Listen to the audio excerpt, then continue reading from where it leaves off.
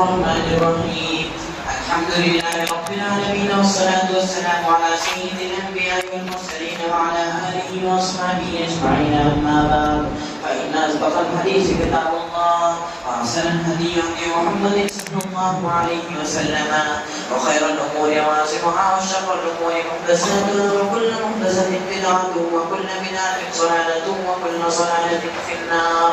وبالسند المتصل منا إلى الشيخ الإمام الإمام حافظ الحجة أمير المؤمنين في الحديث أبي عبد الله محمد بن إسماعيل بن إبراهيم بن المغيرة بن قدس بن الجوفي اليماني البخاري رحمه الله تعالى. اللهم انفعنا بعلومه وعلومهم أجمعين آمين يا رب العالمين. أنه قال: بسم الله الرحمن الرحيم. باب الماء الذي يغسل به شعر الإنسان وكان عطاء لا يرى به حسنا يتخذ منها الخيوط والحبال وسؤر الكلاب ومرها في المسجد. وقال الزهري: إذا غلظ فيه إناء ليس له وسق غيره يتوسط به. وقال سفيان: هذا الفقه بعينه بقول الله عز وجل: فلم تجدوا ماء فتيمموا وهذا ماء وفي النفس منه شيء يتوسط به ويتيمموا. بسم الله الرحمن الرحيم. الحمد لله رب العالمين والصلاة والسلام على سيد المرسلين وعلى آله وأصحابه أجمعين. باب الماء الذي يغسل به شعر الإنسان وسؤر الكلاب ومرها في المسجد. بزرگوں اور بھائیوں، پردہ نشین ہماری مائیں اور بہنیں، امام بخاری علیہ الرحمہ نے آج جو باب قائم کیا ہے وہ دوہرا باب قائم کیا ہے، اور دوہرا کا مطلب یہ ہوتا ہے کہ ایک ہی باب میں دو مسئلے حضرت امام بخاری علیہ الرحمہ ذکر فرمائے. پہلا مسئلہ ہے کہ جس پانی میں بال دھوئے جائیں وہ پانی پاک رہتا ہے یا ناپاک. اور دوسرا مسئلہ آ رہا ہے کتوں کے جھوٹے کا. کتا کسی برتن میں پانی میں منہ لگا دے، منہ ڈال دے، وہ پانی پاک رہے گا یا ناپاک رہے گا. یہ دو مسئلے ایک ساتھ ایک باب میں امام بخاری ذکر فرما رہے ہیں. اس لیے میں نے یہ لفظ بولا کہ امام بخاری نے دوہرا باب قائم کیا ہے، ورنہ ان کی عادت یہ ہے کہ ایک باب میں ایک مسئلہ ذکر کر دیں، اور یہاں انہوں نے ایک باب میں دو مسئلے ذکر کیے. پھر پہلے مسئلے سے متعلق حضرت عطا رحمہ اللہ کا قول لے کر آئے، پھر دوسرا مسئلے کا عنوان قائم کیا ہے، اس کے بعد امام زہری علیہ الرحمہ کا قول لے کر آئے. پھر پہلے مسئلے کے تعلق سے دو حدیثیں ذکر کی، اور پھر دوسرے مسئلے کے تعلق سے 4 حدیثیں ذکر کی ہیں. ان 4 حدیثوں کو باب کا عنوان لگا کر ادا کر دیا ہے. یہ خلاصہ ہے اس کا. خاص طور سے علماء اور جو کتاب لے کر حضرات بیٹھے ہوئے ہیں وہ اس پر نظر کریں. مسئلہ ایک ہی ہے. پہلے مسئلے سے متعلق حضرت عطا کا قول آئے گا، پھر دوسرا عنوان شروع کر دیا ہے، اس کے تعلق سے امام زہری کا قول آئے گا. پھر پہلے مسئلے کے تعلق سے 2 حدیثیں ذکر کریں گے، اور دوسرے مسئلے کے مطابق سے پھر 4 حدیثیں ذکر کریں گے. لیکن وہ باب الگ سے نیچے قائم کر دیا ہے 4 حدیثوں کو الگ کرنے کے لیے. اب پہلے جو شروع کا مسئلہ ہے اس کو حل کرتے ہیں. اگر کسی پانی میں داڑھی کے یا سر کے بال یا مطلق بال دھلے گئے ہوں تو وہ پانی پاک رہے گا یا ناپاک رہے گا؟ اس کو دوسرا انداز میں یوں کہہ سکتے ہیں، اگر داڑھی کے کچھ بال، سر کے کچھ بال یا بدن کے کسی حصے کے بال ٹوٹ کر کٹ کر پانی میں گر جائیں تو وہ پانی پاک ہے یا ناپاک ہے؟ اس مسئلے کو کسی محدث اور کسی فقیہ نے ذکر نہیں کیا ہے سوائے امام بخاری کے. حدیث کی کسی کتاب میں یہ مسئلہ نہیں چھیڑا گیا ہے، اور فقہ کی کسی کتاب میں بھی یہ مسئلہ نہیں چھیڑا گیا ہے صرف امام بخاری علیہ الرحمہ نے اس مسئلے کو چھیڑا ہے۔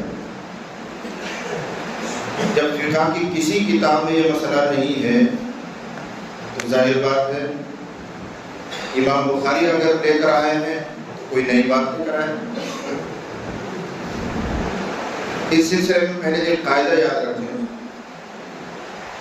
کہ انسان کے بدن کا وہ حصہ، وہ عضو جس میں حیات حلول نہیں کرتی، جس میں حیات یعنی زندگی داخل نہیں ہوتی، وہ عضو، وہ حصہ پاک رہتا ہے زندگی میں بھی اور مرنے کے بعد۔ بدن کے جس حصے میں حیات یعنی زندگی حلول نہیں کرتی، حلول معنی داخل ہوتی، بدن کے جس حصے میں زندگی یعنی حیات داخل نہیں ہوتی ہے وہ حصہ پاک ہے زندگی میں بھی اور مرنے کے بعد۔ جیسے ہماری یہ بال ہیں، سر کے بال ہیں، ناخن ہیں، ان میں حیات نہیں ہے، ان میں زندگی نہیں ہے، اسی وجہ سے کاٹتے ہیں آپ ان کو اور آپ کو کوئی درد نہیں ہوتا۔ آپ بال کاٹتے ہیں آپ کو کوئی درد نہیں ہوتا، پورا سر مڑوا دیتے ہیں کوئی تکلیف آپ کو نہیں ہوتی، اس میں زندگی نہیں، ان میں حیات نہیں۔ اور قاعدہ کلی یہ ہے کہ جن چیزوں میں حیات نہیں ہے یعنی خون نہیں دوڑتا، جن میں خون نہیں دوڑتا ہے وہ حصے پاک ہیں زندگی میں بھی اور مرنے کے بعد۔ جب فقہ کا یہ قاعدہ ہمارے سامنے آ گیا تو مسئلہ طے ہو گیا کہ بال اگر کسی پانی میں گر جائیں تو پانی پاک ہے، چاہے سر کے بال ہوں، داڑھی کے بال ہوں یا بدن کے کسی اور حصے کے بال ہوں، پانی میں گر جائیں یا ہم نے پانی سے بال دھوئے اور وہ پانی کسی جگہ اکٹھا ہو گیا اور بالوں پر ظاہری کوئی ناپاکی نہیں تھی، وہ پانی پاک ہی ہے۔ اب بدن میں لگ جائے، کپڑے میں لگ جائے وہ پانی تو کوئی حرج کی بات نہیں ہے، بوقت ضرورت اس کو کسی اور چیز میں استعمال کرنا چاہے کر سکتے ہیں۔ لیکن یہاں پر ایک چیز اور یاد رکھنی چاہیے، کبھی کبھی بدن کا بال جڑ سے اکھڑ جاتا ہے، داڑھی کا بال کھینچ گیا، سر کا بال کھینچ گیا یا بدن کا کسی حصے کا بال پورا جڑ سے کھینچ گیا اور آخر میں سفید رطوبت لگی آتی ہے، کبھی کبھی تم نے دیکھا ہوگا، وہ جو رطوبت لگی ہوئی آئی ہے وہ ناپاک۔ اگر ایسا کھینچا ہوا بال، جڑ سے اکھڑا ہوا بال پانی میں گرے گا تو پانی ناپاک ہو جائے گا۔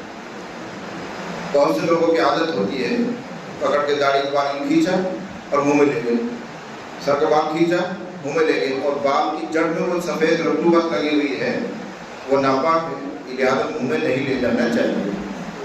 اکثر لوگ مسئلے کو نہیں جانتے، تو اوپر سے اگر بال کٹا ہے یا ٹوٹ گیا ہے وہ پانی میں گرے پانی پاک ہے، لیکن اگر بال اکھڑ گیا اور اس کے اندر جڑ میں وہ سفید سفید سے لگا رہتا وہ ہے اور ایسے دو چار بال پانی میں گر گئے اور پانی تھوڑا ہے، بالٹی آدھا بالٹی ایک لوٹا، وہ ناپاک ہو جائے۔ اس کے بعد امام بخاری علیہ الرحمہ اس عنوان کو قائم کر کے حضرت عطا رحمہ اللہ کا قول لے کر آئے۔ حضرت عطا کون ہے؟ ابن عباس رضی اللہ عنہ کے مشہور شاگرد ہیں اور امام اعظم ابو حنیفہ رحمۃ اللہ علیہ کے استاد ہیں۔ اس آپ ان کی شخصیت کا اندازہ کریں، ہمارے امام اعظم ابو حنیفہ رحمۃ اللہ علیہ کے بھی یہ استاد ہیں حضرت عطا، اور ابن عباس رضی اللہ عنہ صحابی ہیں، ان کے یہ شاگرد ہیں۔ ان سے کسی نے مسئلہ پوچھا، حضرت حج کے زمانے میں ہم جو سروں کے بال کٹواتے ہیں، اور آپ کو معلوم ہوگا اس زمانے میں لوگ سر کے بال بڑے بڑے رکھتے تھے، صحابہ کرام بھی تابعین بھی بڑی بڑی زلف رکھتے تھے، یوں اگر بالوں کو سوتا جائے تو کان کی لو تک آ جاتے تھے، گدی تک آتے تھے، کاندھے تک بھی آتے تھے، بڑے بڑے بال رکھتے تھے۔ اب اگر جب حج کے زمانے میں حج سے فارغ ہو کر بال کٹوائیں گے تو بڑے بڑے بال ہیں، ان کے بارے میں مسئلہ پوچھ رہا کوئی، تو مسئلہ یہ پوچھا کہ حضرت حج کے زمانے میں جو ہم بال کٹواتے ہیں تو کیا ان بالوں سے ہم دھاگے بنا سکتے ہیں، رسی بٹ سکتے ہیں کی تو ہمیں کام آئیں گے؟ تو حضرت عطا رحمہ اللہ نے جواب دیا کوئی حرج نہیں۔ امام بخاری علیہ رحمہ اس سے دلیل دے رہے ہیں کہ اگر وہ ناپاک ہوتے تو حضرت عطا ان کی رسی بنانے کی، دھاگے بنانے کی اجازت نہیں ہے۔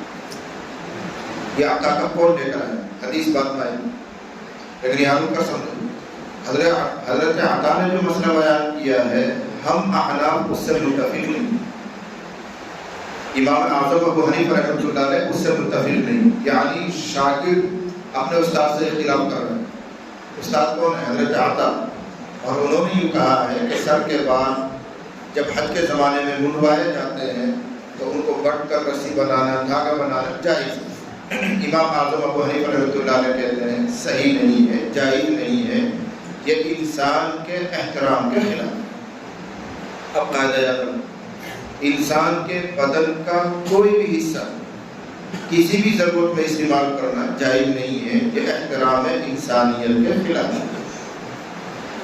چنانچہ بہت سے لوگ ہمارے مذہب اسلام میں تو نہیں، جو غیر لوگ ہیں، ہندو مذہب کے ماننے والے ہیں، ان میں جو بہت سے لوگ بوڑھے پڑے ہوتے ہیں اور مرنے کے قریب پہنچتے ہیں تو وصیت کرتے ہیں کہ جب میں مر جاؤں تو میری آنکھ بھی دان ہے، میرے گردے بھی کسی کو دے دینا، میرا فلاں بھی اس کو دے دینا۔ وہ اپنے بدن کے حصوں کو دان کر جاتے ہیں، یہ اسلام میں جائز نہیں ہے۔ اول تو اس لیے کہ یہ جو اعضاء ہیں انسان کے، ہم ان کے مالک نہیں، جب ہم ان کے مالک نہیں تو ہدیہ نہیں کر سکتے، دان نہیں کر سکتے۔ دوسری وجہ یہ ہے یہ انسان کے احترام کے خلاف ہے۔ جس باڈی میں سے وہ آنکھیں نکالی جائیں گی، گردے نکالے جائیں گے، دل نکالا جائے گا، اس کی توہین۔ اس لیے پیوند کاری، ایک بدن کے حصے کو دوسرے بدن کے حصے کے ساتھ جوڑنا امام اعظم ابو حنیفہ رحمۃ اللہ علیہ کے نزدیک ناجائز ہے۔ اور اسی قاعدے سے انسانی بالوں کی رسی بنانا، ان کے دھاگے بنانا امام اعظم ابو حنیفہ رحمۃ اللہ علیہ کے نزدیک جائز نہیں ہے، اور جائز نہ ہونا اس لیے ہے کہ انسان کے احترام کے خلاف، اس لیے نہیں گناہ پاک ہے، پاک تو ہمارے نزدیک بھی ہو پاک، لیکن انسان کے بدن کا کوئی حصہ اس طرح استعمال میں لانا جائز نہیں ہوتا امام صاحب رحمۃ اللہ علیہ کے نزدیک۔ اس کے بعد امام بخاری علیہ الرحمہ نے دوسرا مسئلے کا عنوان چھیڑا، وَسُبْرُ الْكِلَابِ، کتوں کا جھوٹا، وَمَمَرِّهَا فِي الْمَسْجِدِ، اور کتوں کا مسجد میں گزرنا۔ اس مسئلے کو میں بعد میں ذکر کروں جب اصل عنوان نیچے آ جائے گا۔ اور اس کے بعد امام بخاری علیہ الرحمہ امام زہری کا ایک قول لے کر آئے، اس کو بھی میں بعد میں سمجھاؤں تاکہ دو مسئلے الگ الگ ہو جائیں، آپ لوگوں کو دشواری نہ ہو۔ طلبا تو سمجھ جاتے ہیں یہ مسئلہ اس سے جڑ رہا ہے، یہ مسئلہ اس سے جڑ رہا ہے، میں آپ کی سہولت کے لیے بیان کروں۔ ہم نے پہلا مسئلہ شروع کیا ہے، اب اس کے تعلق سے دو حدیثیں امام بخاری لے کر آ رہے ہیں، وہ دو حدیثیں آپ کو سناؤں، پھر دوسرا مسئلہ چھڑیں گے۔ تو پہلا مسئلہ کیا تھا کہ انسان کے بال جس پانی سے دھوئے جائے یا انسان کے بال کٹ کر ٹوٹ کر کسی پانی میں گر جائے تو وہ پاک رہتا ہے یا ناپاک؟ جواب یہ ہے کہ پاک رہتا ہے۔ اس لیے یہ قاعدہ تو وہ ہے، یہ قاعدہ تو وہ ہے کہ بدن کے جس حصے میں حیات داخل نہیں ہوتی، وہ اعضاء، وہ عضو، وہ حصہ پاک مانا جاتا ہے، زندگی میں بھی، مرنے کے بعد۔ یہ قاعدہ تو ہے۔ دو حدیثیں امام بخاری نے اس مسئلے سے مطابق ذکر کی ہیں۔ ایک حدیث ہے، ابن سیرین علیہ الرحمہ کہتے ہیں کہ میں نے عبیدہ سے کہا، یہ عبیدہ بھی ایک اہم شخصیت ہے، نبی کریم صلی اللہ علیہ وسلم کی حیات میں یہ مسلمان ہو گئے تھے، لیکن ان کو حضور کی زیارت نصیب نہیں، اس لیے صحابی نہیں بنے۔ صحابی جب بنتے جب ایمان کی حالت میں حضور کی زیارت کر گئے، حضور کی زندگی میں اسلام قبول کیا انہوں نے، یعنی حضور کی طرف سے جو داعی جاتے تھے، اسلام پھیلانے کے لیے جایا کرتے تھے، ان میں سے کسی کا ہاتھ پر اسلام قبول کیا ہے، لیکن یہ توفیق نہیں ہو پائی کہ یہ پیغمبر علیہ السلام کی زیارت کر لیتے۔ تو صحابی نہیں، لیکن اس زمانے کا آدمی۔ حضرت ابن سیرین نے عبیدہ سے کہا، ہمارے پاس نبی صلی اللہ علیہ وسلم کے سر کے کچھ بال ہیں، نبی صلی اللہ علیہ وسلم کے سر مبارک کے کچھ بال ہمارے پاس تبرک کے طور پر رکھے ہوں۔ کون کہہ رہا ہے؟ ابن سیرین۔ کس سے کہہ رہا ہے؟ عبیدہ سے۔ آئے کہاں سے یہ بات؟ تو ابن سیرین کہہ رہے ہیں کہ ہمیں یہ بات ملے ہیں حضرت انس رضی اللہ عنہ سے، اور حضرت انس کون تھے؟ حضور صلی اللہ علیہ وسلم کے خادم۔ لیکن بات ابھی ادھوری، اب دوسری حدیث جوڑو۔ حضرت انس کے پاس یہ بات کیسے پہنچے؟ اس کے لیے دوسری حدیث امام بخاری نے ذکر کی، اور پھر دونوں کو ملا کر دلیل نکالا۔ پیغمبر علیہ السلام نے حجۃ الوداع جب کیا، آخری حج جو آپ کا تھا، حجۃ الوداع جو آپ نے کیا ہے، تو 10ویں ذی الحجہ کو شیطان پر کنکری مار کر، جس کو جمرات پر کنکری مارنا کہتے ہیں، قربانی کی ہے، اور قربانی سے فارغ ہو کر آپ نے اپنا سر کے بال منڈوائے. حالق سر مونڈنے والا نائی، پہلے آپ نے حالق سے کہا کہ میرے سر کے دائیں طرف کے بال اتارو. دیکھو یہاں بھی دائیں کو مقدم کیا حضور، یہ مام تھی بیچ میں، فرمایا یہاں کے جو دائیں بال ہیں ان کو پہلے اتارو. چنانچہ یہ سارے بال اس طرح سے صاف کیے گئے. اور حضرت ابو طلحہ رضی اللہ عنہ کو حضور نے یہ بال دیے کپڑوں کو. پھر حالق سے آپ نے کہا، نائی سے کہا اس طرف کے بال اتارو، اس نے اس طرح چڑھایا اور یہ سارے بال اتارے. یہ بال بھی آپ نے حضرت ابو طلحہ رضی اللہ عنہ کو دیے، وہ بھی صحابی ابو طلحہ. مسلم شریف میں یہ بھی ہے کہ پیغمبر علیہ السلام نے یہ دائیں طرف کے بال ابو طلحہ رضی اللہ عنہ سے کہہ کر مسلمانوں میں بٹوا دیے. دائیں طرف کے بال ابو طلحہ کو دیے، بائیں طرف کے بال بھی ابو طلحہ کو دیے. پھر حضرت ابو طلحہ رضی اللہ عنہ سے حضور نے فرمایا اس طرف کے جو یہ بال ہیں یہ مسلمانوں میں کسی کو 2، کسی کو 4، کسی کو 5، کسی کو 10 اس طرح تقسیم کر دو. چنانچہ تقسیم کر دیا. اور ادھر کے جو بال ہیں ان کے بارے میں حضور نے فرمایا ابو طلحہ سے ام سلیم کو دے. یہ ام سلیم حضرت ابو طلحہ کی بیوی اور ام سلیم حضرت انس رضی اللہ عنہ کی والدہ. سمجھ گئے؟ حضرت انس رضی اللہ عنہ حضور کے خادم ہیں اور حضرت انس کی ماں کا نام ہے ام سلیم. حضرت انس کے والد کا انتقال ہو گیا تھا تو پھر ام سلیم نے حضرت انس کی ماں نے ابو طلحہ سے نکاح کر لیا. تو حجۃ الوداع کے موقع پر یہ آدھے بال حضور نے ام سلیم کو دلوائے اور ام سلیم کی طرف سے کچھ بات حضرت انس کو پہنچے. اور حضرت انس رضی اللہ عنہ سے یہ بات ابن سیرین کے پاس آئے اور ابن سیرین عبیدہ سے کہہ رہے ہیں ہمارے پاس کچھ حضور کے بال رکھے ہوئے ہیں. تو حضرت عبیدہ نے کہا اگر میرے پاس ان میں سے کوئی ایک بال ہوتا تو دنیا اور دنیا کی ساری نعمتوں سے مجھے وہ عزیز اور پیار ہوتا. یعنی کیسے قسمت والے ہو کہ تمہارے پاس نبی کے بال موجود ہیں، ہمارے پاس نہیں. اگر ہمارے پاس ہوتے دنیا کی ہر نعمت سے مجھے زیادہ عزیز ہوتے. اب 2 باتیں سمجھیں. ایک تو یہ ہے اس سے معلوم ہوا کہ بال پاک ہوتے ہیں. اگر بال ناپاک ہوتے تو نبی صلی اللہ علیہ وسلم اپنے بالوں کو کٹوانے کے بعد لوگوں میں تقسیم کیوں فرماتے؟ کوئی ناپاک چیز تقسیم تھوڑی کی جاتی. حضور کا یہ امت میں بٹوانا اس سے معلوم ہوا کہ سر کے بال کٹنے کے بعد پاک ہوتے ہیں. جب کٹنے کے بعد پاک ہیں تو جس وقت وہ کٹے نہیں تھے اس وقت بھی پاک ہیں. یہاں تو پانی میں گر جائے، کسی جگہ گر جائے تو وہ پاک مانے جائیں. یہاں سے امام بخاری نے یہ دلیل ہے. دوسری چیز یہ سمجھنی ہے کہ امت میں جگہ جگہ آپ کو نظر آئیں گے کہ حضور علیہ السلام کے منہ کو مبارک رکھے ہوئے ہیں، حضور کے بال رکھے ہوئے ہیں. آج بھی ملے گے. خلت میں بھی ہم نے زیارت کی، میں پڑھتا تھا اس زمانے میں ہم حضرت مولانا کریم صدیق کے یہاں گئے تھے. وہی کسی گھر میں پھر حضرت ہمیں لے کر گئے تھے اور حضور علیہ السلام کی بال کی زیارت انہوں نے کروائی. اب پورا تو مجھے یاد نہیں کون آدمی تھا کیسا، لیکن اس وقت ہم نے زیارت کی. اس سلسلے میں قاعدہ کلی آیا کرتا ہوں کہ اگر سند محفوظ ہو، جس آدمی کے پاس وہ بال رکھے ہوئے ہیں اس کے پاس اگر سند محفوظ ہو تو یقین کیا جائے گا کہ یہ حضور کے بال ہیں. اور اگر سند نہیں ہے تو بلا سند کی باتوں کو ہم نہیں مانتے. سند کیا ہوتی ہے؟ وہ جس کے پاس بال ہے وہ کہے گا مجھے یہ بال فلاں سے ملا، وہ کہے گا مجھے فلاں سے ملا، وہ کہے گا مجھے فلاں سے ملا، وہ کہے گا مجھے فلاں سے ملا. یوں چلتے چلتے حضرت ابو طلحہ تک نام پہنچنے چاہیے. حجۃ الوداع کے موقع پر حضور نے بات کس کو دیے تھے؟ ابو طلحہ کو.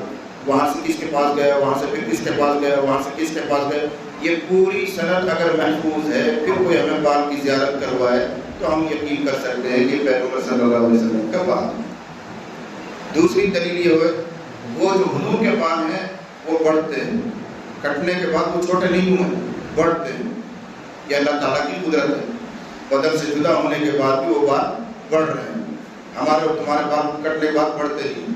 یہ دوسری نشانی ہے. اگر وہ بال مستقل بڑھ رہا ہے تو یقین کیا جا سکتا ہے کہ وہ نبی علیہ السلام کا بال ہے. تو بہرحال یہ تو لمبی تفصیل ہے. امام بخاری علیہ الرحمٰن نے اس سے دلیل دی کہ اگر وہ بال ناپاک ہوتے تو نبی صلی اللہ علیہ وسلم امت میں ان بالوں کو تقسیم نہ کروائے. ایک آخری بات اور یاد رکھو، اس حدیث سے تبرکات کی اصل نکل آئی کہ تبرکات بے اصل نہیں ہے، ان کی اصل ہے۔ نبی علیہ السلام نے اپنے بال تقسیم کیے ہیں، ایسے ہی صحابہ کرام تبرک کے لیے، برکت حاصل کرنے کے لیے حضور کی چادر، حضور کا کرتا یہ لے لیتے تھے اور ان کا اپنے پاس محفوظ رکھتے تھے برکت حاصل کرنے کے لیے۔ تو آج بھی امت میں یہ طریقہ ہے کہ بزرگان دین سے ان کا رومال، ان کا کرتا، کوئی چیز ایسی پرفیکٹ ملتی ہے تو تبرک سمجھ کر، برکت سمجھ کر اس کو اپنے پاس رکھتے ہیں۔ اس کو بدعت نہیں کہا جا سکتا، اس کی اصل موجود ہے۔ پیغمبر علیہ السلام نے تبرک کے طور پر یہ بات تقسیم کروائے ہیں، ایک دلیل مل گئی کہ اس طرح تبرکات رکھے جا سکتے ہیں۔ جی یہ پہلا مسئلہ صاف ہو گیا ہے۔ اس کے تعلق سے حضرت عطا کا قول اور 2 حدیثیں آپ کے سامنے آ گئی۔ اس کے بعد دوسرا مسئلہ ہے، اس کا عنوان میں پڑھ دیتا ہوں اور جو امام زہری کا جو قول ہے وہ سمجھا دیتا ہوں، پھر حدیث بعد میں سمجھائیں گے۔ دوسرا مسئلہ ہے کتوں کے جھوٹوں کے تعلق سے۔ کتے جس برتن میں منہ ڈالتے ہیں، پانی میں منہ لگاتے ہیں، وہ پانی پاک ہے یا ناپاک ہے، یہ مسئلہ ہے۔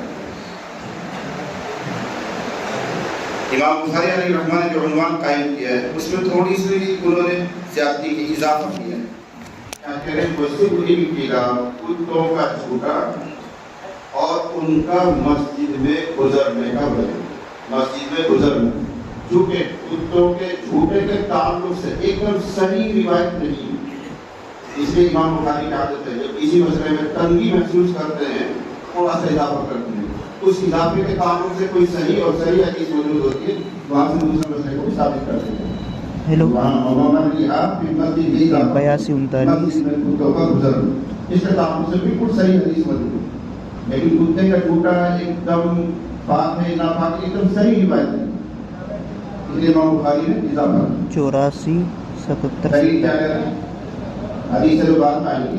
امام زہری کا قول نقل کیا پہلے 70 امام زہری علیہ الرحمہ فرما رہے ہیں، ان سے کسی نے پوچھا اگر کسی برتن میں پانی رکھا ہوا ہے اور کتا اس میں منہ ڈالتے اور اس پانی کے علاوہ دوسرا کوئی پانی وضو کرنے کے لیے نہیں تو کیا کرے؟ تو امام زہری نے فرمایا اسی پانی سے وضو کرے، جس پر کتا منہ ڈال کر چلا گیا ہے اسی پانی سے آدمی وضو کرے اگر دوسرا کوئی پانی نہ ہو۔ حضرت سفیان ثوری یہ بھی ایک بڑے امام ہیں، بڑے محدث ہیں، انہوں نے اس مسئلے کی تائید کی اپنے استاد کو۔ امام زہری نے جو کہا بالکل یہی مسئلہ ہے، اس لیے کہ قرآن نے یہ کہا ہے فَلَمْ تَجِدُوا مَاءً فَتَيَمَّمُوا صَعِيدًا، جب تمہیں پانی نہ ملے تو تیمم کرو، اور یہاں تو پانی موجود ہے لہٰذا تیمم کی اجازت نہیں ہے، اسی پانی سے وضو کرنا پڑے گا۔ سفیان ثوری نے امام زہری کی تائید کی، لیکن عجیب تائید کی، پھر خود کہہ رہے ہیں مجھے تھوڑا سا امام زہری کے قول میں شک سا لگ رہا ہے، اس لیے میری اپنی رائے یہ ہے کہ اس پانی سے وضو بھی کرے اور تیمم بھی کرے، اس پانی سے وضو بھی کر لیں اور چونکہ مجھے شک سا ہو رہا ہے اس لیے تیمم بھی کر لیں۔ یہ سفیان ثوری نے عجیب سی رائے قائم کی ہے کہ ایک طرف تو تائید کر رہے ہیں استاد کی اور دوسری طرف یہ کریں مجھے تھوڑا سا دغدغہ ہے، شک سا ہو رہا ہے، اس لیے وضو کرنے کے بعد تیمم بھی کر لینا چاہیے۔ یہ قول امام بخاری لے کر آئے کہ کتے کا جھوٹا امام زہری کے نزدیک پاک ہے۔ ائمہ حضرات کیا کہتے ہیں میں اس کو بعد میں عرض کروں گا، جو نیچے ایک باب امام بخاری نے قائم کیا وہاں 4 حدیث آئیں گی، وہاں میں اس کی تفصیل بیان کروں گا، پہلے یہ باب پڑھ لیتے ہیں۔ ٹھیک۔ وبه قال حدثنا مالك بن اسماعيل قال حدثنا اسرائيل عن عاصم بن سيرين قال قلت لعقيدة إذا من شعر النبي صلى الله عليه وسلم أصبناه من قبل أنس أو من قبل أهل أنس فقال لأن تكون عندي شعرة منه أحب إلى الدنيا وما فيها. وبه قال حدثنا محمد بن عبد الرحيم قال أخبرنا سعيد بن سليمان قال حدثنا عباد عن ابن عون عن ابن سيرين عن أنس أن رسول الله صلى الله عليه وسلم لما حلق رأسه كان موقا ولمن أخذ من شعره باب إذا شرب الكلب في الإناء. یہ دوسرا مسئلہ ہے، عنوان تو امام بخاری نے پہلے لگا دیا ہے اور امام زہری کا قول بھی وہ لے آئے ہیں۔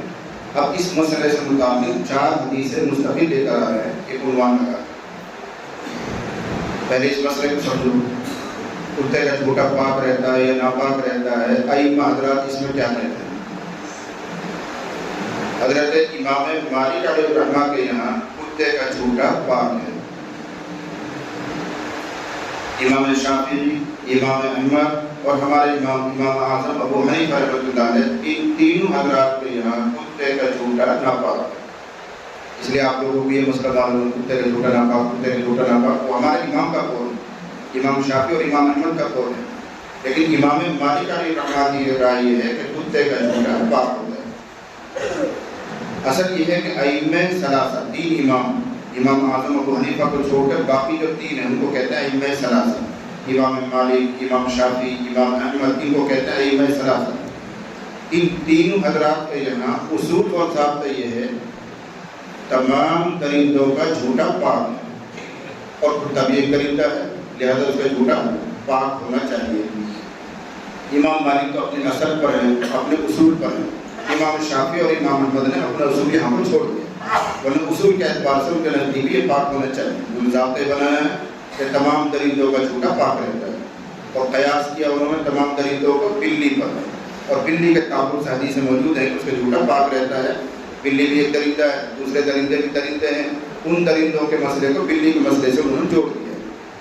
لیکن آپ اس تفصیل میں نہ جائیں تو امام مالک علیہ رحمہ کے نزدیک کتے کا جھوٹا پاک ہے، اور باقی تین اماموں کے نزدیک کتے کا جھوٹا ناپاک ہے۔ دوسرا مسئلہ، اگر کسی برتن میں کتا منہ ڈال دے تو اس برتن کو کتنی مرتبہ دھلا جائے؟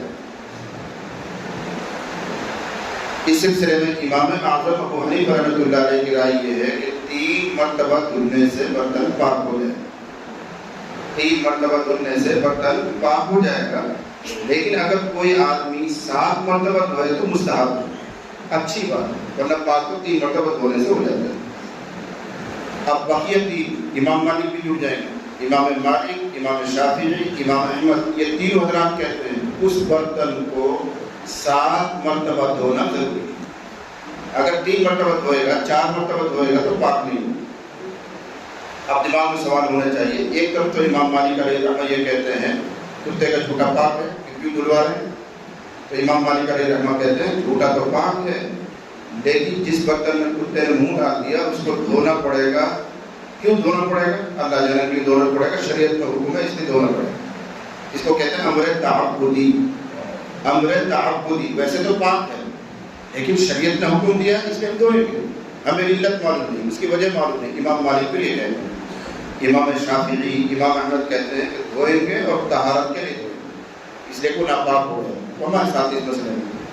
تو بہرحال امام شافعی، امام احمد، امام مالک، ان تینوں حضرات کے نزدیک اس برتن کو 7 مرتبہ دھونا ضروری ہے، اور 7 میں سے 1 مرتبہ مٹی سے ماننا بھی ضروری ہے۔ یہ تیسرا مسئلہ ہے، 7 مرتبہ دھوئیں گے، ان 7 میں سے 1 مرتبہ مٹی سے ماننا بھی ضروری ہے۔ اگر کسی آدمی نے 7 مرتبہ پانی بہا دیا، ہاتھ سے رگڑ دیا، پاک نہیں ہوگا جب تک مٹی سے اس کو نہیں رگڑیں گے۔ امام شافعی، امام احمد، امام مالک کی رائے ہے۔ اور امام اعظم ابو حنیفہ رحمۃ اللہ علیہ کہتے ہیں کہ مٹی سے مانجنا ضروری نہیں، اگر کوئی مانجے تو اچھی بات ہے۔ اس کو سمجھنے کے لیے تھوڑا سا آپ کو رکنا پڑے گا۔ شریعت کے جو احکام ہیں وہ 2 طرح کے ہوتے ہیں، شریعت کے جو حکم ہیں، احکام ہیں، وہ 2 طرح کے، ایک امر شرعی کہلاتا ہے، ایک امر ارشادی کہلاتا ہے۔ امر شرعی کا مطلب ہے شریعت نے ہم سے کہا کرو، اس لیے کرنا پڑے گا، اللہ کی طرف سے وہ ضروری ہے، واجب ہے، کرنا ہے۔ ایک ارشادی کہلاتا ہے، امر ارشادی، اس کا مطلب ہوتا ہے کہ دین نے، اللہ اور رسول نے ہماری اور تمہاری امت کی بھلائی کے لیے کوئی بات بتائی ہے، کرو تو اچھا ہے، نہ کرو کوئی بات نہیں، شریعت نے لازم نہیں کیا، اس کے نہ کرنے سے گناہ نہیں ہوتا، اس کو کہتے ہیں امر ارشادی۔ میں اس کی ایک 2 مثال دے دوں۔ شریعت کا حکم یہ ہے کہ جب تم پائجامہ پہنو تو بیٹھ کر پہنو، کھڑے کھڑے کر پہنو، یہ شریعت کا حکم ہے، لیکن یہ امر ارشادی ہے، امر شرعی نہیں ہے۔ کھڑے کھڑے بھی پہن سکتے ہیں، کھڑے کھڑے پہننے سے کوئی گنہگار نہیں ہوگا، اس لیے کہ شریعت نے ہمیں ہماری بھلائی کی بات بتائی ہے۔ کبھی کبھی ایسا ہوتا ہے آدمی کھڑو کے پہنتا ہے، پاؤں الجھ جاتا ہے اور گر جاتا ہے، اس لیے شفقت کے لیے فرمایا کھڑے ہونا پہنا کر بیٹھ کر گئے، لیکن وہ شریعت کا حکم اس لیے نہیں کہ تمہیں کرنا ہی کرنا ہے، تمہاری ہمدردی کے لیے بتایا، کرو بہت اچھی بات، نہیں کرو کوئی بات نہیں، اس کو کہتے ہیں امر ارشاد۔ ایسے ہی شریعت میں یہ حکم آیا ہے کہ کھڑے کھڑے جوتے مت پہنو، بیٹھ کر پہنا کرو، لیکن ساری دنیا کو تم دیکھتے ہو، سارے بڑے لوگوں کو دیکھتے ہو، بزرگوں کو دیکھتے ہو، علماء کو دیکھتے ہو، کھڑے کھڑے پہن لیتے ہیں، حالانکہ شریعت میں حکم موجود ہے تو بیٹھ کر پہنو. یہ امر ارشادی ہے، اس لیے کہ کھڑے کھڑے جوتے پہننے سے اور بسا اوقات ایسا جوتا کہ ہاتھ سے اس کی ایڑی چڑھانی پڑتی ہے، اس کو جب آدمی کھڑا کھڑا پہنتا ہے اور ہاتھ سے ایسے ایڑی کھینچتا ہے بیلنس خراب ہو کر گرنے کا خطرہ رہتا ہے.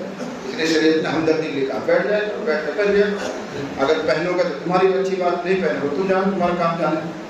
اس کو کیا کہتے ہیں؟ امر ارشادی. امام اعظم ابو حنیفہ رحمۃ اللہ علیہ یہ کہتے ہیں کہ کتے کے جھوٹے برتن کو شریعت میں جو 7 مرتبہ دھونا یا مٹی سے مانجنے کا حکم آیا ہے وہ شرعی حکم نہیں ہے، ارشادی حکم. ہماری بھلائی کی چیز ہمیں بتائی گئی. چنانچہ علامہ ابن رشد مالکی، علامہ ابن رشد مالکی ایک بڑے فقیہ ہیں، امام مالک کے ماننے والے، وہ یہ کہتے ہیں کہ شریعت نے 7 مرتبہ دھونے اور 1 مرتبہ مٹی سے مانجنے کا حکم اس لیے دیا ہے. کبھی کبھی کتا ہڑکایا ہوا ہوتا ہے جس کو ہم باولا کہتے ہیں، کبھی کبھی کتا باولا ہوتا ہے اور وہ تمہارے برتن میں منہ ڈالتے ہیں. اس کے جو جراثیم ہوتے ہیں وہ چپکو ہوتے ہیں، بدن سے برتن سے چپک جائیں گے تو تم پانی بہاتے رہو، 7 مرتبہ بہاتے رہو، وہ جراثیم وہاں سے ہٹتے نہیں جب تک اس کو مٹی سے نہ رگڑ دیا جائے. ان جراثیم کو مارنے کے لیے نوشادر ایک کیمیکل آتا ہے، وہ مٹی میں موجود ہے، اس سے مٹی سے جب اس کو رگڑیں گے تو وہ جراثیم مر جائیں گے. اس لیے شریعت نے 7 مرتبہ دھونے اور 1 مرتبہ مٹی سے مانجنے کا حکم دیا، ہمدردی کے لیے. کہیں ایسا نہ ہو وہ کتا باولا تھا، تمہیں پتہ نہیں چلا، وہ منہ ڈال کے چلا گیا، جراثیم لگے رہ گئے، تمہاری بیماری کا سبب بن جائے گا. اس خطرے سے بچانے کے لیے شریعت نے کہا تھا 7 مرتبہ دھو یا مٹی سے مانگو. لیکن اگر کوئی 3 مرتبہ دھو لیتا ہے تو برتن پاک ہو جائے.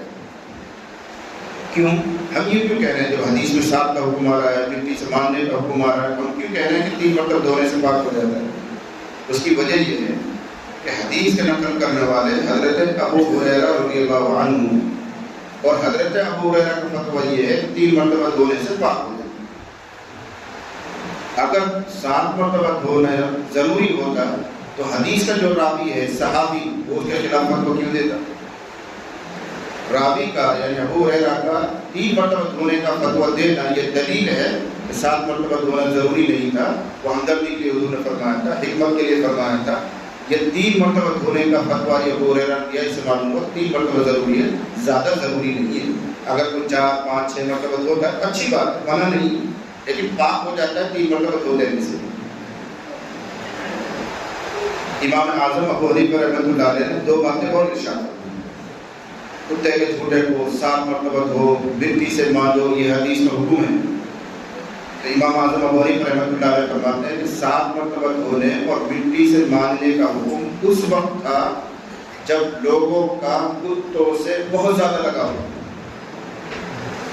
آپ تو مکے کے رہنے والے تھے، ہجرت فرما کر مدینہ آئے تو آپ نے دیکھا کہ مدینے کے لوگوں کو کتوں سے بہت زیادہ لگاؤ، ہر گھر میں کتے، ہر گھر میں کتے پال رکھے.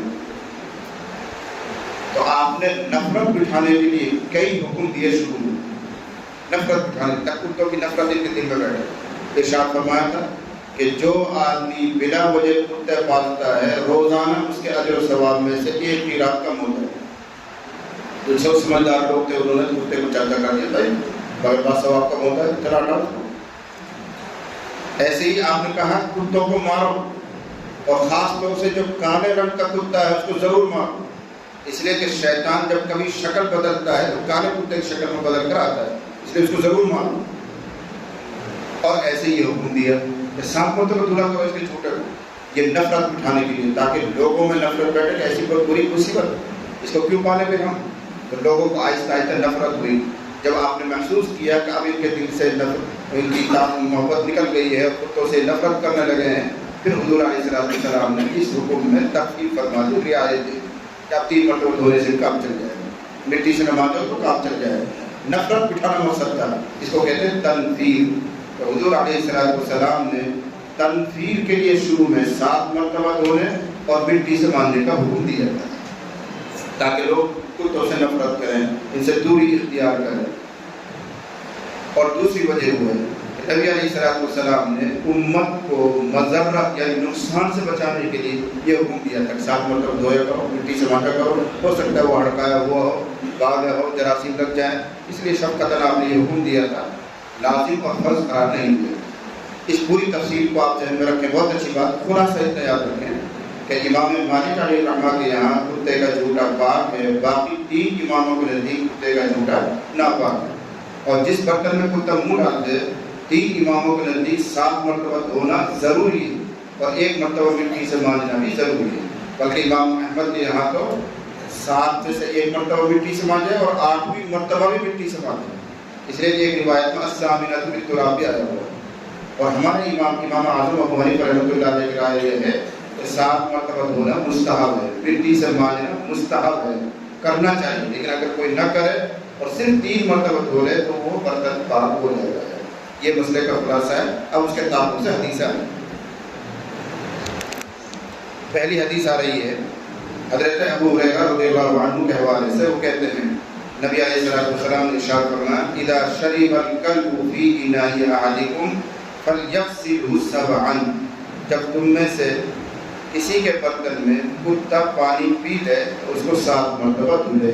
یہ تو ہے حدیث، اور نقل کون کر رہا ہے؟ ابو ہریرہ، کہ حضور نے فرمایا جب تم میں سے کسی کے برتن میں کتا منہ ڈال دے پی لے تو اس کو 7 مرتبہ دھلے۔ ابو ہریرہ نقل کر رہے ہیں، اور ابو ہریرہ کا فتویٰ یہ ہے کہ 3 مرتبہ دھلنے سے پاک ہو جاتا ہے۔ تو حدیث کو صحیح معنی میں وہی سمجھے گا جو نقل بھی کرتا ہے۔ انہوں نے سمجھا ہے کہ 3 مرتبہ دھونا ضروری ہوتا ہے، 7 مرتبہ دھونا ضروری نہیں، مستحب۔ یہ پہلی حدیث ہوئی جی۔ وبه قال حدثنا عبد الله بن يوسف قال اخبرنا مالك عن ابي الزناد عن الاعرج عن ابي هريره ان رسول الله صلى الله عليه وسلم قال اذا شرب الكلب في اناء احدكم فليغسله 7۔ دوسری حدیث آ رہی ہے، وہ بھی حضرت ابو ہریرہ رضی اللہ عنہ سے منقول ہے، اور وہ بہت مشہور روایت ہے جو آپ نے سنی ہوگی کہ ایک آدمی نے کتے کو پانی پلایا تھا تو اللہ تعالیٰ نے اس کی بخشش کر دی۔ آ جائے وہ حدیث، اور یہ بخاری میں اور بھی جگہ آئے گی۔ اس کا حاصل یہ ہے، حضرت ابو ہریرہ کہتے ہیں نبی علیہ السلام سے نقل کرتے ہوئے کہ پیغمبر علیہ السلام نے ارشاد فرمایا کہ ایک شخص نے کتے کو دیکھا کہ وہ پیاس کی وجہ سے کنویں کے گرد گرد جو نرم مٹی ہے اس کو چاٹ رہا ہے۔ پانی تو مل نہیں رہا اس کو، لیکن پیاس میں جیسے اس کی زبان نکلی ہوئی ہے اور وہ جو بھیگی ہوئی مٹی ہے اسی کو چاٹ رہا ہے، اسی کو کھانے کی کوشش کر رہا ہے۔ ایک مسافر وہاں سے جا رہا تھا، اس نے کنویں میں سے اپنے لیے پانی پیا، آگے بخاری میں روایت آئی، کسی طرح اس نے خفیل کے ذریعے کسی طرح سے پانی نکالا اور پیا۔ جب پی کر فارغ ہوا تو اس نے دیکھا کہ کتا بیچارہ کنویں کے ارد گرد مٹی چاٹ رہا ہے، وہ پانی کی تلاش میں۔ اس آدمی کو رحم آیا اور اس نے کپڑے میں یا رسی میں اپنا خف باندھا۔ خف کہتے ہیں چمڑے کے موزے، کوئی چیز تو تھی نہیں، باٹلی لوٹا کوئی چیز نہیں، تو چمڑے کے موزے کو اس نے باندھا اور کنویں میں سے لٹکا کر موزے میں پانی بھرا اور پھر اس کتے کے لیے پانی پلایا۔ اللہ کو اس کا یہ عمل پسند آیا، اللہ تعالیٰ نے اسی عمل کی برکت سے اس کی مغفرت فرمائی۔ یہ وہ واقعہ امام بخاری علیہ رحمہ اس سے استدلال کریں گے، اور ان کا رجحان امام بخاری کے یہ معلوم ہوگا کہ وہ امام مالک کی طرح کتے کے جھوٹے کو پاک ماننے کی طرف گئے۔ صاف صاف حضرت نے کہیں نہیں کہا، لیکن رجحان ایسا معلوم ہوتا ہے۔ کیا کہیں گے؟ دلیل کیا دیں گے؟ دیکھو اس شخص نے پانی نکالا اور خفین میں پانی پلا ہے تو کتے نے منہ ڈالا ہوگا، اور کچھ نہ کچھ پانی خفین میں بچ گیا ہوگا، لہٰذا خفین پاک ہو گیا، وہ ناپاک ہو گیا۔ لیکن حدیث میں تذکرہ نہیں آتا کہ اس آدمی نے اس خف کو، اس چمڑے کے موزے کو پاک کیا ہو، دھلا ہو، اس سے معلوم ہوا کہ وہ پاک رہتا ہے۔ یہاں سے دلیل نکال کر امام بخاری سمجھ لیں آپ، امام بخاری علیہ رحمہ کہہ رہے ہیں کہ اس شخص نے اپنے چمڑے کے موزے میں پانی لیا اور کتے کو پلایا، کتے نے منہ ڈالا اس میں، اور 2-4 قطرے تو پانی بچا ہی بچا ہوگا، تو جھوٹا پانی اندر میں رہ گیا، اور اس آدمی نے خفین کو دھلا نہیں، چمڑے کے موزے کو دھلا نہیں، اس سے معلوم ہوا کہ جھوٹا پاک رہتا ہے۔ حاشیے میں اس کے کئی جواب دیے گئے۔ پہلا جواب تو یہ ہے کہ یہ پہلی امت کے کسی آدمی کا قصہ ہے، وہ اس امت کے لیے دلیل نہیں۔ ہو سکتا ہے ان کے مذہب میں یہ چیز ناپاکی نہ رہتی ہو، حضور نے تو بنی اسرائیل کے یہ کسی امت کے آدمی کا یہ قصہ سنایا ہے، ہو سکتا ہے ان کے یہاں پاک رہتا ہو۔ تو امت، پہلی امت میں کسی آدمی کا کوئی قصہ اس امت کے لیے دلیل نہیں بنے، یہ ایک جواب۔ دوسرا جواب یہ ہے کہ اس شخص نے خفین میں پانی نہیں پلایا، یہ کہیں حدیث میں نہیں ہے۔ ممکن ہے خفین سے پانی نکالا اور ایسے ڈالا ہو نیچے کسی گڑھے میں، وہاں سے کتے نے چاٹا ہو، وہاں سے کتے نے پیا ہو۔ یہاں کہاں ثابت ہو رہا ہے کہ خفین میں منہ ڈالا تھا، وہاں سے اندر زبان سے کتے نے پانی پیا تھا؟ یہ تو حدیث میں نہیں ہے۔ ممکن ہے اس چمڑے میں پانی بھرا ہو اور باہر کسی چیز میں ڈال کر اس کو پلا جائے۔ جب یہ بات ثابت ہو جائے گی تو خف کا پاک ناپاک ہونے کوئی مسئلہ ہی نہیں چڑھے گا۔ کتے نے زبان ڈالی نہیں، کتے نے منہ ڈالے نہیں، اور سمجھ میں یہی آتا ہے اس لیے کہ خف نیچے سے لمبا رہتا ہے، اوپر سے ایسے چھوٹا رہتا ہے۔ آپ بھی چمڑے کے موزے پہنتے ہیں، اس میں کیسے پیے گا پانی؟ بظاہر یہ ہے کہ خف میں پانی لیا ہے اور نیچے ڈال کر اسے پلا ہے۔ یہ جواب محشی نے لکھے ہیں، لیکن معقول اور بہتر جواب وہی ہے کہ شریعت سابقہ کا مسئلہ ہے، اس کو اس امت کے لیے دلیل نہیں بنایا جا سکتا۔ ممکن ہے ان کے یہاں کتے کا جھوٹا پاک رہتا ہو، اس لیے اس کو دلیل میں نہیں پیش کیا جائے گا۔ پیغمبر علیہ السلام نے ایسی کوئی وضاحت نہیں فرمائی کہ کتے کا جھوٹا پاک ہوتا ہے، بلکہ اس کے خلاف روایتیں موجود ہیں جس سے معلوم ہوتا ہے کتے کا جھوٹا ناپاک ہوتا ہے۔ جیسے اوپر آیا اذا شرب الكلب فی ناء احدکم فلیغسلہ سبعا، جب صاف صاف لفظ میں آیا ہوا ہے کہ کتا اگر پی لے تو اس کو 7 مرتبہ دھلو، اب امکانی ترجمے میں اس کو طہارت کیسے ثابت کر سکتے؟ وہاں تو صرف شبہ ہے کہ ایسا ہوا ہوگا، ایسا ہوا ہوگا، ان شبہات کی وجہ سے طہارت کا حکم ثابت نہیں کیا جا سکتا۔ جی وبه قال حدثنا إسحاق قال أخبرنا عبد الصمد قال حدثنا عبد الرحمن بن عبد الله بن دينار قال سمعت أبي عن أبي صالح عن أبي هريرة عن النبي صلى الله عليه وسلم أن رجلا رأى كلبا يأكل الثرى من العطش فأخذ الرجل خفه فجعل يغرف له به حتى أروه فشكر الله له فأدخله الجنة۔ شکر اللہ له، اللہ نے اس کے عمل کی قدردانی کی، اللہ نے اس کے عمل کو قبول فرمایا، قدردانی کی۔ فأدخلہ الجنہ، اللہ نے اس بندے کو جنت میں داخل کیا۔ 2 حدیثیں ہوئی، اب تیسری حدیث آ رہی ہے۔ حضرت عبداللہ بن عمر رضی اللہ عنہما بیان کرتے ہیں، اس کی تفصیل یہ ہے کہ جب ہجرت کر کے لوگ مدینہ آ رہے تھے، بہت سے نوجوان بچے بھی آ رہے تھے، 18 سال کے، 17 سال کے، 15 سال کے، تو جو ہجرت کرنے والے تھے ان کے پاس فی الحال مکان نہیں تھا، ان کو انصار نے رہنے کے لیے جگہ دی۔ اس جگہ میں اتنی گنجائش نہیں تھی کہ ماں باپ بھی رہ رہے ہیں، ان کے جوان بچے بھی رہ رہے ہیں، اس لیے جوان لڑکے جو تھے مسجد میں ہی سویا کرتے تھے، مسجد نبوی۔ ابن عمر کہتے ہیں کہ مسجد نبوی میں ہم لوگ رہتے تھے اور مسجد کے کیواڑ نہیں تھے، دروازے نہیں تھے شروع میں، تو رات کو ہم سوئے رہتے تھے، کتے آتے تھے، مسجد میں گھومتے تھے، نکل کے چلے جایا کرتے تھے، لیکن کوئی مسجد کو دھلتا نہیں تھا۔ یہ روایت امام بخاری علیہ الرحمٰن سے ثابت کریں گے کہ کتے کا جھوٹا پاک ہوتا ہے۔ کس طرح ثابت کریں گے؟ کہ جب مسجد میں کتا آیا ہے اور کتے کی زبان ہر وقت ڈٹی رہتی ہے، اس سے لعاب گرتا رہتا ہے، تھوک گرتا رہتا ہے، وہ جب مسجد میں گھومنے کا چلے گا تو اس کا تھوک ضرور گر رہا ہوگا۔ اگر وہ ناپاک تھا تو صحابہ کرام کو مسجد دھونی چاہیے، دھونے کا اہتمام کرنا چاہیے، لیکن کبھی مسجد دھلی نہیں گئی، بس معلوم ہوا کہ کتے کا لعاب پاک ہوتا ہے۔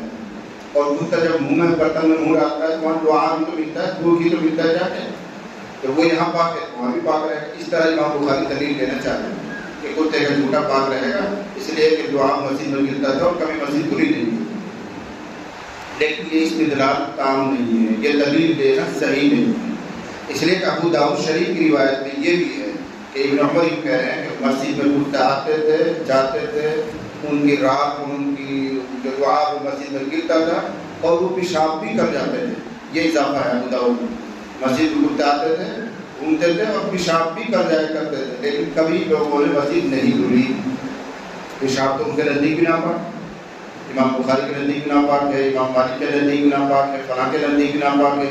جب مسجد میں کتے پیشاب کر رہے ہیں تب تو دھلنی چاہیے، لہٰذا اگر نہیں دھلا گیا تو کیا ہم یہ کہہ سکتے ہیں پیشاب پاک کا؟ اصل وجہ یہ ہے کہ زمین اگر ناپاک ہو جائے، تفصیل سے سنو، اگر زمین ناپاک ہو جائے، کچی زمین، پکے فرش کی بات نہیں کر رہا ہوں، کچی زمین، ریت والی زمین، جیسے ہمارے گھروں میں چبوترے وغیرہ ہوتے ہیں، کھیت میں زمین ہوتی ہے، اس طرح کی کچی زمین اگر ناپاک ہو جائے تو اس کے پاک کرنے کے 3 طریقے ہیں۔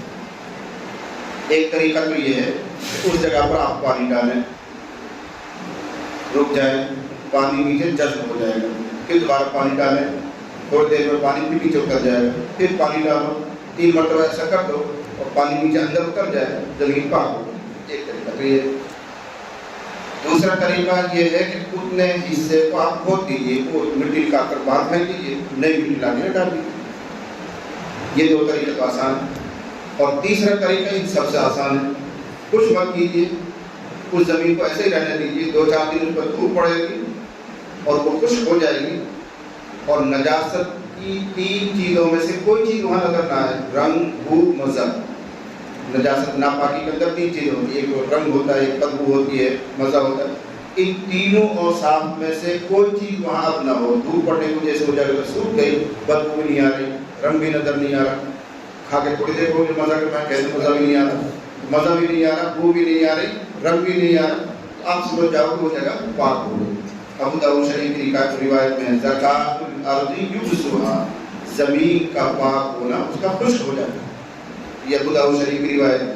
تو مسجد نبوی میں جو کتے آتے تھے ان کا لعاب گر رہا تھا، اور کبھی کبھی وہ پیشاب بھی کر جاتے تھے اور دھلی نہیں جاتی تھی، اس کی وجہ یہ ہے کہ صحن میں دھوپ پڑتی رہتی تھی، دھوپ کے بعد وہ جگہ خشک ہو جاتی تھی اور بو وغیرہ بند ہو جاتی تھی، اس لیے اس کو پاک سمجھا جاتا تھا، دھونے کا کوئی احتمام نہیں کیا گیا۔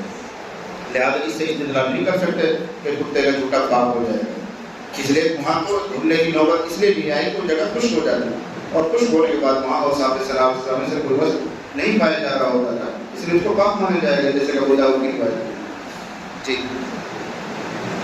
وقال أحمد بن شبيب حدثنا أبي عن يونس عن ابن شهاب قال حدثني حمزة بن عبد الله عن أبيه قال كانت الكلاب تدبر وتدبر في المسجد في زمان رسول الله صلى الله عليه وسلم فلم يكونوا يرشون شيئا من ذلك۔ رشو چھیٹے مارنا، پانی ڈالنا، دھونا جی۔ چوتھی حدیث آ رہی ہے، تفصیل تو آگے چل کر آئے گی کتاب الذبائح میں۔ حضرت عدی بن حاتم رضی اللہ عنہ، حاتم تائی تم نے نام سنا ہوگا، جو بہت سخی تھا، اس کا بیٹا یہ عدی، اور یہ شکار کا عادی تھا، شکاری تھا، تو شکار کے جتنے مسئلے عام طور سے عدی بن حاتم کی روایت مان رہے ہیں۔ ترمذی شریف میں تقریباً 150 صفحے تک شکار کا مسئلے چھڑے گئے، تو اکثر روایت عدی بن حاتم کی، اس لیے کہ شکار کرتا تھا، بعد میں مسلمان ہو گئے، حضور علیہ السلام سے اپنی ضرورت کے مسئلے پوچھتے رہتے تھے۔ تو عدی بن حاتم نے ایک مرتبہ مسئلہ پوچھا، وہ کہتے ہیں کہ میں نے نبی علیہ السلام سے پوچھا ہے، اللہ نبی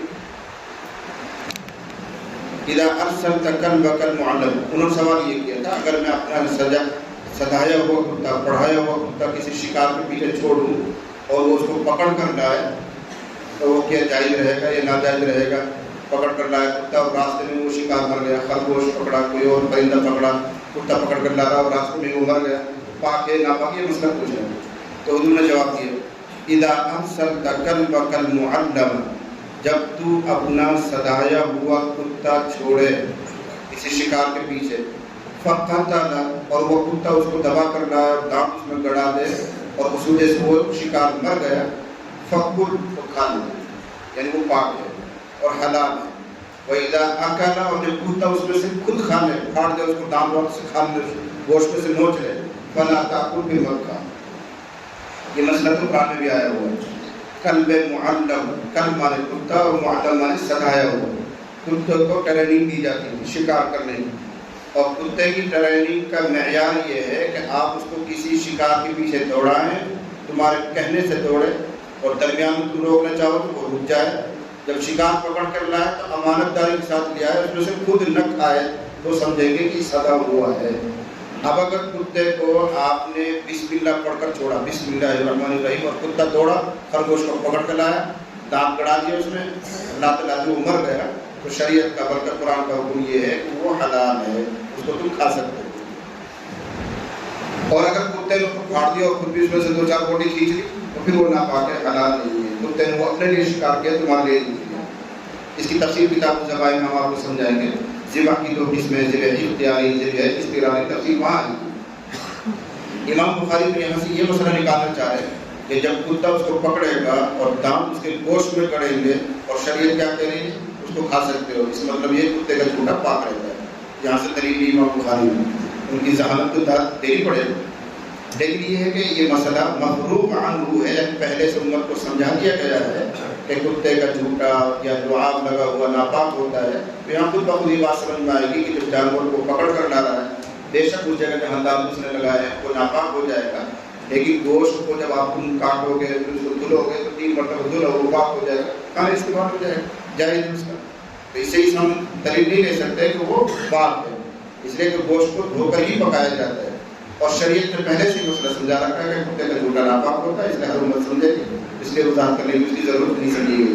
اس کو محدثین اور فقہا کہتے ہیں اگر کوئی مسئلہ مفروغ عنہ ہو، مفروغ عنہ مطلب فراغت ہو گئی ہو، پہلے سے مسئلہ بیان کر دیا گیا ہو، تو ہر جگہ اس کی وضاحت ضروری نہیں ہے، امت پہلے سے اس مسئلے کو جانتی ہے، کتے کا لعاب ناپاک ہوتا ہے تو یہاں بھی یہیں سے ناپاک ہو جائے گا، امت خود دھو لے گی، خود اس کو پاک کرے گی، اس لیے بیان کرنے کی ضرورت نہیں ہے۔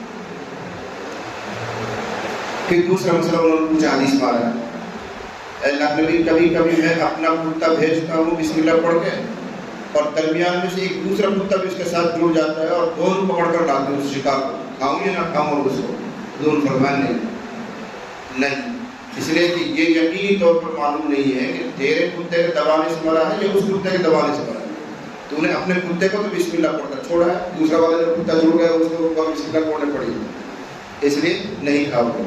یہاں سے فقہا نے قاعدہ نکالا، تفسیر کتابوں سے نامے بھی آئے ہیں، کیا قاعدہ نکالا؟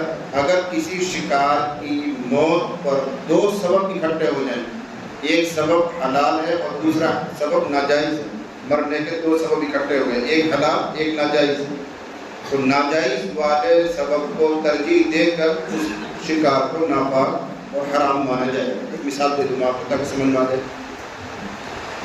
کسی جگہ پرندہ بیٹھا ہوا ہے، نیچے تالاب ہے، حوض ہے، کنواں ہے، آپ نے نشان لگا کے گلیب سے گلہ مارا، گلہ اس میں لگا اور وہ گرا اور پانی میں جا کے پڑا، اور آپ دوڑ وہاں گئے، نکالو تو اتنی دیر میں مر چکا ہے، تو حلال ہے یا ناجائز؟ جواب یہ کہ حلال نہیں ہے، اس لیے کہ اب یقینی طور پر معلوم نہیں ہے کہ وہ گلے سے مرا تھا یا پانی میں گرنے سے مرا ہے۔ گلے کے بجائے آپ کہنا چاہیے تیر، گلے کے مارا وہ حلال نہیں ہوتا۔ اگر آپ نے تیر مارا بسم اللہ پڑھ کے، بسم اللہ الرحمن الرحیم، تیر مارا، چھری کی طرح ہوتا ہے وہ تیر، اور وہ اس میں جا کے گڑ گیا، اس کا خون بھی بہہ گیا اور پھر وہ گرا اور پانی میں، اب آپ نے اس کو نکالا تو اس کا کھانا حلال نہیں ہے، اس لیے ہم یقین طور پر یہ بات نہیں کہہ سکتے کہ ہمارے تیر سے مرا تھا یا پانی کی وجہ سے مرا تھا۔ ایسے یہاں ایک کتا تو آپ نے بسم اللہ پڑھ کر بھگایا، دوسرا درمیان میں سے جا کے اس کے ساتھ جڑ گیا، آپ دونوں پکڑ کر اس کو لا رہے ہیں، اب وہ شکار حلال نہیں رہے گا، ہم نہیں کہہ سکتے کہ کس کتے کے پکڑنے کی وجہ سے وہ مرا ہے۔ تو جب کہیں 2 سبب موت شکار پر اکٹھے ہو جائیں، ان میں سے ایک سبب جائز ہے ایک سبب ناجائز ہے، تو ناجائز کو ترجیح دے کر ہم اس کو حرام مانیں گے، یہ مسئلہ ثابت ہوگا۔ جی وبه قال حدثنا حفص بن عمر قال حدثنا شعبة عن ابن ابي السفر عن الشعبي عن عدي بن حاتم قال سألت النبي صلى الله عليه وسلم قال إذا أبصرت كلبك المعمل فقد فقل وإذا أكل فلا تأكل فإنما أمسك على نفسه قلت أرسل كلبي فأجد معه كلبا آخر قال فلا تأكل فإنما سميت على كلبك ولم تسمي على كلب آخر.